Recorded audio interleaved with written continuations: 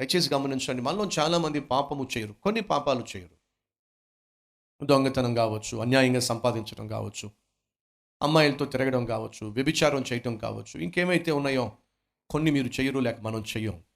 దానికి ప్రధాన కారణం ఏమిటంటే మనం పరిశుద్ధులము పతితులమని కానే కాదండి. మరి ఎందుకు ఈ పాపాలు మనం చేయమంటే అవకాశం లేదు కాబట్టి. నిజమంటారా కాదంటారా ఒకసారి ఆలోచించండి. మనలో చాలామంది చాలా పాపాలు చేయకపోవడానికి కారణం ఏమిటంటే అవకాశం లేదు కాబట్టి.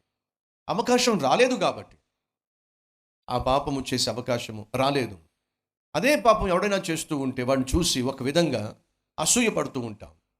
వాడిని చూసి వీడి భోగం ఎలా ఉందో,